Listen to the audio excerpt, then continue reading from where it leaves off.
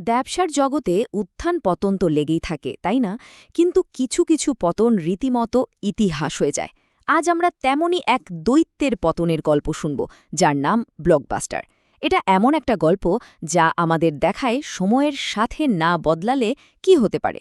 চলুন এই কেস স্টাডিটা একটু গভীরে গিয়ে দেখা যাক। প্রশ্নটা কিন্তু খুবই স্বাভাবিক। ভাবুন তো একবার, একটা কোম্পানি যার ৯,০০০-এরও বেশি দোকান, বিলিয়ন বিলিয়ন ডলারের ভ্যালু, সেটা কিভাবে মার্কেট থেকে একেবারে উধাও হয়ে যেতে পারে? এটা কি রাতারাতি হয়েছে, নাকি এর পেছনে অন্য কোনো কারণ ছিল? চলুন এই বিশ্লেষণের মাধ্যমে আমরা সেই রহস্যটাই খুঁজে বের করার চেষ্টা করি। তো গল্পটা শুরু করতে হলে আমাদের একটু অতীতে ফিরে যেতে হবে, ব্লকবাস্টারের সেই সোনালি দিনগুলোতে, যখন হোম ভিডিও মার্কেটে তাদের একচ্ছত্র রাজত্ব ছিল। মানে উইকেন্ডে মুভি দেখা মানে ছিল ব্লকবাস্টার। এই টাইমলাইনটা দেখুন, কি অবিশ্বাস্য একটা জার্নি। ১৯৮৫ সালে মাত্র একটা দোকান দিয়ে শুরু, আর তার ঠিক পরের ১০ বছরে এটি এক আন্তর্জাতিক দৈত্যে পরিণত হয়। এই সাফল্যের পেছনে মূল কারণ ছিল দুটো।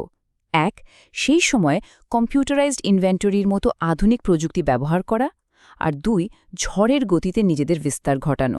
শুধু সংখ্যাটা একবার ভাবুন, $৮.৪ বিলিয়ন। ভায়াকম যখন ব্লকবাস্টারকে কেনে তখন এর দাম উঠেছিল এই বিশাল অঙ্কে। সেই সময় দাঁড়িয়ে এটা ছিল এক কথায় অকল্পনীয়। বোঝাই যাচ্ছে যে ব্লকবাস্টারের শক্তি আর বাজার মূল্য কোন পর্যায়ে পৌঁছেছিল। কিন্তু সব ভালো গল্পেরই একটা টার্নিং পয়েন্ট থাকে। ব্লকবাস্টারের গল্পেও সেই মোড়টা আসে। বাজারে এমন একজন প্রতিযোগী এলো যাকে তারা পাত্তাই দেয়নি, আর এই ছোট্ট ভুলটাই তাদের জন্য একেবারে কাল হয়ে দাঁড়ালো। এই স্লাইডটা দেখলেই পুরো ব্যাপারটা পরিষ্কার হয়ে যাবে। একদিকে ছিল ব্লকবাস্টার, যারা তাদের হাজার হাজার ফিজিক্যাল দোকান আর লেট ফির ওপর পুরোপুরি নির্ভরশীল ছিল। আর অন্যদিকে ১৯৯৭ সালে জন্ম নিল নেটফ্লিক্স, যারা নিয়ে এলো এক বিপ্লবী আইডিয়া, কোনো লেট ফি ঝামেলা ছাড়াই নির্দিষ্ট মাসিক ফিতে ডাকযোগে ডিভিডি পাঠানো। গ্রাহকদের জন্য এটা ছিল দারুণ এক স্বস্তির বিষয়। আর এটাই হয়তো তাদের ইতিহাসের সবচেয়ে বড় আর সবচেয়ে নাটকীয় ভুল ছিল। ভাবা যায়, ২০০০ সালে নেটফ্লিক্স মাত্র $৫০ মিলিয়ন নিজেদের বিক্রি করে দেবার প্রস্তাব দিয়েছিল ব্লকবাস্টারকে। কিন্তু ব্লকবাস্টার সেই প্রস্তাব ফিরিয়ে দেয়। যে কোম্পানিটি তাদের ধ্বংসের কারণ হবে তাকেই তারা নিজেদের করে নিতে পারত। তো ভুলটা তো হয়েই গেল।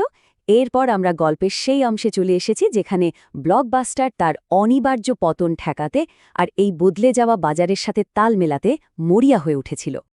আসলে ব্লকবাস্টারের পতন কোনো একটা কারণে হয়নি, এটা ছিল অনেকগুলো কারণের এক নিখুঁত ঝড়। একদিকে ইন্টারনেট আর নতুন প্রযুক্তি বাজার বদলে দিচ্ছিল, গ্রাহকদের পছন্দও পাল্টে যাচ্ছিল। অন্যদিকে নেটফ্লিক্সের মতো প্রতিযোগীরা হু হু করে বেড়ে উঠছিল। এর সাথে যোগ হয়েছিল অর্থনৈতিক মন্দা। সব মিলিয়ে পরিস্থিতিটা ছিল খুবই জটিল।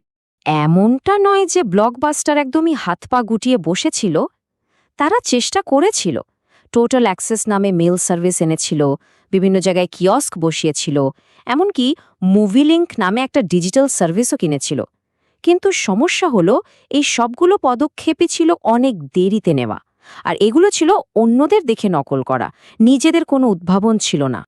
আর এই সব কিছুর শেষ ফলাফল ছিল এই বিশাল সংখ্যাটা, প্রায় $১ বিলিয়ন ঋণ।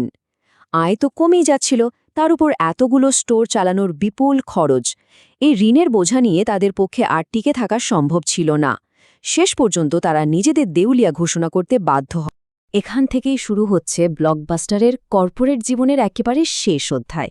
মানে দেউলিয়া হওয়ার পর জটিল আইনি প্রক্রিয়া আর নিলামের মাধ্যমে তাদের গল্পটা যেভাবে শেষ হয় সেই অংশ। চ্যাপ্টার 11, দেউলিয়া। কথাটা শুনতে জটিল লাগলেও এর মানে হলো একটা কোম্পানিকে দেনাদারদের কাছ থেকে সাময়িক সুরক্ষা দিয়ে সবকিছু গুছিয়ে নেওয়ার শেষ একটা সুযোগ দেওয়া। ব্লকবাস্টারও ভেবেছিল এর মাধ্যমে হয়তো তারা ঋণ কমিয়ে আবার ঘুরে দাঁড়াতে পারবে। কিন্তু সেই শেষ আশাটুকুও পূরণ হল না। ২০১০ সালের শেষে ছুটির মৌসুমে বিক্রি এতটাই খারাপ হল যে তাদের পুনর্গঠনের পরিকল্পনাও ভেস্তে গেল। এরপর শুরু হল নিলাম প্রক্রিয়া। বেশ কয়েকজন কিনচাকারী ছিল, কিন্তু শেষ পর্যন্ত বিজয়ী হিসেবে আসে ডিশ নেটওয়ার্ক। এই লোগোটা দেখলেই কেমন যেন একটা নস্ট্যালজিয়া কাজ করে, তাই না?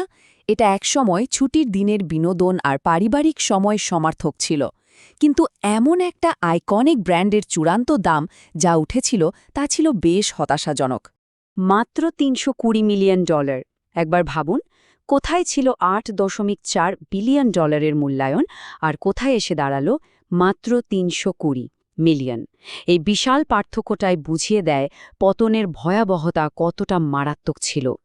তো কোম্পানি তো বিক্রি হয়ে গেল, কিন্তু তারপর নতুন মালিক ডিশ নেটওয়ার্ক এই বিখ্যাত ব্র্যান্ডটাকে নিয়ে কি করার চেষ্টা করেছিল? চলুন এবার সেই গল্পটা দেখি। Dish network blockbuster movie pass চালু করে ব্র্যান্ডটাকে বাঁচানোর একটা বেশ বড় চেষ্টা করেছিল, কিন্তু ততদিনে যুগটাই পুরোপুরি পাল্টে গেছে।